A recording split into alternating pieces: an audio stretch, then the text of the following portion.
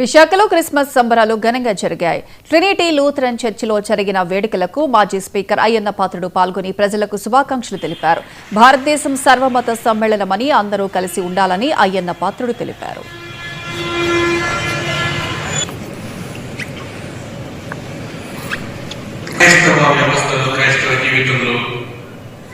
Christmas క్రీస్తు పుట్టుకకు ఎంతటి ప్రాముఖ్యత ఉన్నదో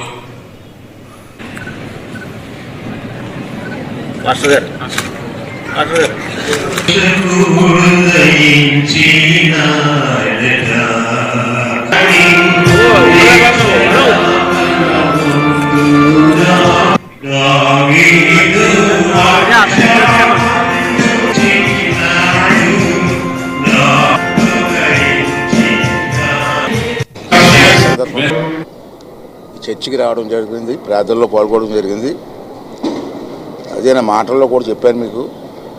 ఇవాళ యేసు తాలూకు సందేశాన్ని అందరూ కూడా పాటించవలసింది అవుతుంది. మన భారతదేశం సర్వ మతాల సమ్మేళనం. ఇన్ని మతాలు ఉన్న ఈ భారతదేశాన్ని అందరం కూడా కాపాడుకోవాల్సిన అవసరం ఉంది. అన్నదమ్ముల్లా ఉండవలసిన అవసరం ఉంది. ప్రేమాభిమానాలతో ఉండవలసిన అవసరం ఉంది. అందరం కూడా ఈ భారతదేశాన్ని కూడా కాపాడుకోవాలి. ఎందుకంటే దేశం బాగుండాలి, రాష్ట్రం బాగుండాలి, గ్రామాలు బాగుండాలి, మన కుటుంబాలు బాగుండాలి. ఇవన్నీ బాగుండాలంటే భగవంతుడి ఆశీస్సులు ఉండాలి.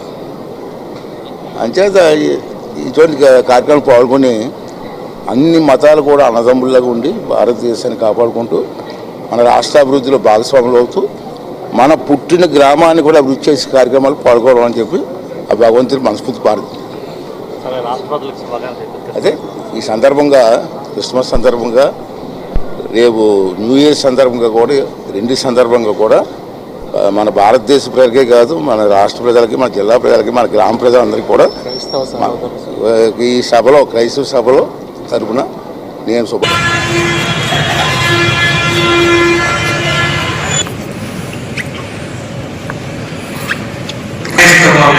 క్రైస్తవ జీవితంలో క్రిస్మస్ క్రీస్తు పుట్టుకకు ఎంతటి ప్రాముఖ్యత ఉన్నదో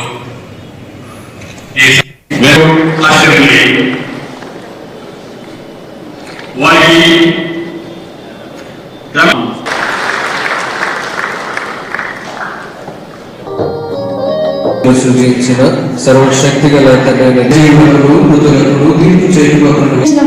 ఈ పాదములకు రాయటకుండా వారిని తమ చేతుల మీద ఎత్తిపెట్టుకుందరు. దేవుడు తన